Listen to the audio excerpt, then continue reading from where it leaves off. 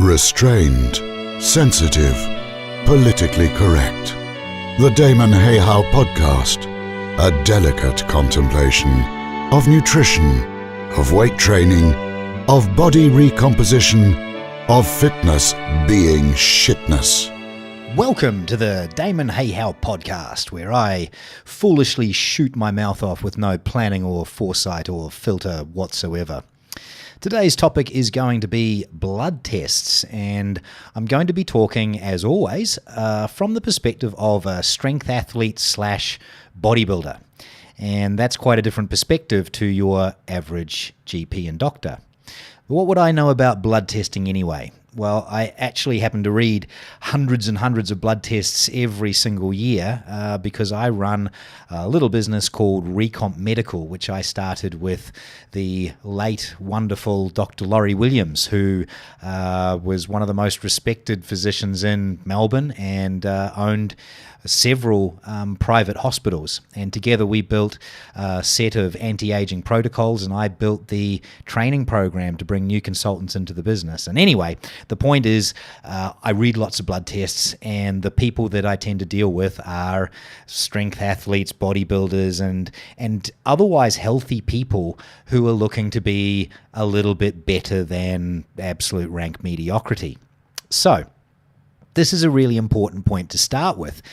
Blood tests are all based off the normal range. So if you go to your doctor and you get your blood tests back, he's going to be talking to you from the perspective of how you measured compared to the normal or the reference range. Now, this range is not a range that was created to be the best that a human being can be. This range is literally what the name suggests. It's a normal range.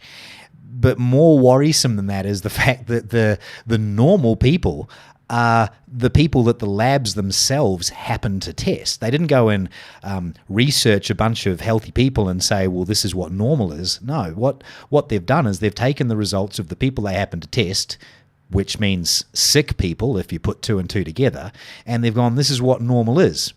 Now, worse than that is the fact that if you look at the statistics for Australia, you go, your average Australian is sedentary, obese, or at least overweight, and quite likely statistically to die of cancer or heart disease.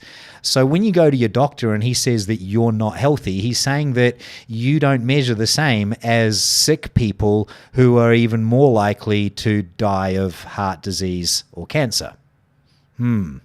Probably not really what you had in mind when you said you want to be healthy, and they tell you that healthy means measuring the same as sick, sedentary, obese people who are likely to die of heart disease or cancer. So anyway, getting on with it, if we go into the first of the blood tests, the normal sort of tests that you'll see, you'll get the liver function test. And the first numbers that come up are generally the electrolytes, pretty boring stuff there, and most of them are generally normal. But then you're going to come into the kidney function tests. And the first number there that's of interest to us is the urea number, because urea is the byproduct of protein metabolism. And if you're any sort of recreational or competitive bodybuilder, then chances are you're eating a little bit more protein than the average fat Australian slob who's going to die of heart disease. And that is why your urea level will probably be elevated from the norm.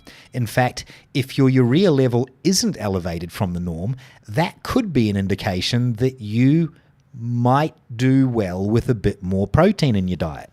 I dare not say that you would, because, someone would probably sue me, but that's how I would look at it. Unfortunately, your doctor won't look at it the same as that. Your doctor can't differentiate between you eating more protein than the average person and a really sick person with borderline kidney failure. And this is why doctors have said to me personally that, my kidneys are functioning at 10%, which in of itself is an interesting number that they bring up. I don't know what this 10% number is based on, but it sounds like I'm 90% of the way to kidney failure, and they warn that, there is pending kidney failure there because my urea levels are so high. This has been the case for the last 26 years, and yet still I haven't had any kidney problems, and I haven't had any kidney stones, and I don't pee brown or blood or anything else abnormal at all. I'm completely fine. every single one of our clients that we've put onto a high-protein diet winds up with a urea level, usually between 9 and 11. Top of the range is 8. So that's the first number that you're going to look at, and that's the interpretation that you should take into consideration. Urea does not mean that you're going to die of kidney failure. It might just mean that you eat more protein than the average person. Moving on, the next test is the creatinine test. And again, in a person about to die of kidney disease, it's possible that their creatinine levels can be highly elevated. They can also be highly elevated if you happen to take any supplements containing creatine. So again, unfortunately, doctors don't differentiate between a person about to die of kidney failure and a person who has creatine in their diet elevating their creatinine levels. If you've got creatine in your diet, don't worry about it. You're probably going to be fine. Moving on through the test, get to the liver enzymes, and particularly your ALT and AST. These enzymes, proteins, are actually produced by muscle tissues put into trauma, like, say, by a heavy weights workout. So the top of the range here is generally about 40, depending on the lab that runs the tests. And it is not unusual for a person who's done a heavy deadlift or squat workout to be reading over 100 the day after that workout. It's not actually got anything to do with your liver whatsoever. It's not your liver processing anything. It's the muscles have created the ALT and the AST being read in your blood. It's completely normal. It's completely fine. It's not a problem. But again, your doctor won't see it that way. Mainly what I've heard, both myself personally and then as feedbacks from clients and patients, has been doctors claiming that the protein powder that we are using is actually causing massive liver strain, which is really kind of bizarre because, well, protein's processed by your kidneys and there's not any research I'm aware of that has said that protein powder causes liver failure. But why let the facts get in the way of a good story, right? So, again, if your ALT and AST are elevated, it's not really that much of a concern up to a certain point.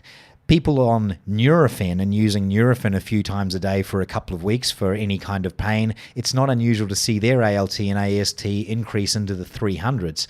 A person who's had a really, really big night on the terps and then gone in for a blood test, they can register almost as high as 1,000 on the test. So if you see this little blip on the ALT, AST, chances are your liver's not going to fall out anytime soon. Moving down the test, usually we'll get to the lipid profile now. Now, this really deserves a podcast all in of itself. Cholesterol, LDL, HDL, and triglycerides. First of all, it's important to realize that the top of the range for total cholesterol used to be about 6.5. It then mysteriously got dropped to 5.5, and nobody that I've spoken to seems to be able to point to any reason why suddenly human beings were meant to have lower cholesterol than that, than the 6.5. There is a conspiracy theory out there, and you know, conspiracy theories must be ridiculous because they'd be suggesting that the honest, ethical, wonderful pharmaceutical companies might do something dishonest, and surely not. But the conspiracy theory goes that the pharmaceutical companies lobbied to have the cholesterol level lowered in order to sell more statins, which are the most profitable, best-selling drug in the history of mankind, despite the fact that there is absolutely no reduction in mortality rates from people with high cholesterol who then lower their cholesterol with statins. Anyway, moving away from that topic, cholesterol I describe, for the simple explanation, as like the oil temperature gauge in your car. If it's high, it's telling you there's something wrong with the engine. If you want to see it go down, you open the hood and you fix the engine. Turning the oil temperature gauge down in your car doesn't fix the problem with your engine, and your engine will still blow up. And the proof that this analogy is pretty relevant in this case is the fact that if you go on medication to lower your cholesterol levels, well, you don't actually lower your chance of your engine failing and you dying. The mortality rate's the same. So what does it mean? Well, what it means is that if your cholesterol level is really, really high, like over 10 or something like that, then yeah, chances are something's wrong. It's been my experience that usually what's wrong is pretty bloody obvious, because most of the time people with ridiculously high cholesterol are leading pretty bad lives, drinking lots of booze, eating lots of bad food, not really looking after themselves, not sleeping, etc., etc. How do you fix the problem? Well, you stop drinking the booze and you start eating a bit better and you start having some sleep at night. Pretty much as simple as that. LDL and HDL are interesting fellows. To put this in the most simplistic of terms, HDL, which the doctors refer to as good cholesterol, is the lipoprotein that carries the cholesterol out of the cells. To those of us who are strength athletes, we can think of it as the catabolic side of the equation. So to doctors, catabolic equals good. LDL, low-density lipoprotein, and particularly the VLDL, the very low-density lipoprotein, tends to be carrying the cholesterol into the cells. And from a weight training perspective, again, that looks a lot like being in an anabolic state. And I say that because cholesterol is a repair substrate. It's used to, basically it holds your cells together. It holds together every cell in every mammal on the planet. Cholesterol is not there to kill you and clog your arteries. It's actually, it's a structural element in human beings and in every single mammal on the planet.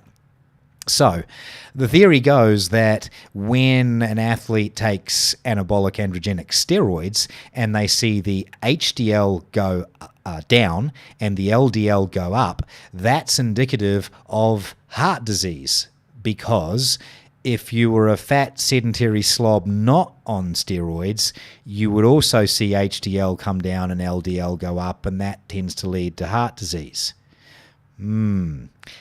If you can see a slight difference between a hard training, sports nutrition, eating strength athlete on steroids and a completely sedentary slob stuffing his face with crap while doing absolutely nothing, then bravo to you.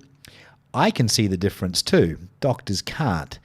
Basically, when we see the worsening lipid profile in steroid users, what we are seeing is a pretty clear picture of being in an anabolic state. The catabolic side of the equation goes down, the anabolic side goes up. We're talking about a repair substrate that has been linked to muscle growth in terms of cholesterol. So, if you happen to be a bodybuilder or strength athlete, and if you happen to be supplementing with testosterone, and you see a, in inverted commas, worsening of your lipid profile, just understand that the picture may not be exactly how your doctor is interpreting it. Doctors are paid to interpret things from the perspective of non-athletes, and their job is to make people measure the same as normal. Remembering that normal is sick, fat, sedentary, and probably going to die of heart disease or cancer. Moving on, the last test in the lipid profile are the triglycerides. And triglycerides are a really quite important thing, certainly compared, I believe, to cholesterol. Triglycerides are the storage form of fats, meaning it's the three fatty acids linked to a glycerol, and that's how it should be inside your fat cells, not floating around inside your blood. It's pretty kind of simple, really. In the real world, it's a case of elevated triglycerides 99% of the time are simply indicative that you eat too much garbage. And I don't think I need to clarify what I mean by garbage. It's just crap. The way to bring triglycerides down, stop eating so much garbage. It's really as simple as that. Triglycerides being elevated, you'll get hysterical stories about fatty liver syndrome and blah, blah, blah. Honestly, for any kind of bodybuilder or strength athlete who's getting to that point where their triglycerides are even above 3, it's like you should be ashamed of yourself for eating that badly. Get them down. Ideally, they should be under 1. They can go as high as sort of 1.5, but even that's kind of telling you something's a little bit bad. Okay, so that ends part one of this podcast. I think the rest of the blood test in terms of hormones I'm going to put into another episode. So stay tuned for that, but I certainly hope that helps you look at blood tests in a slightly different light. The Damon Hayhow Podcast on DamonHayhow.com.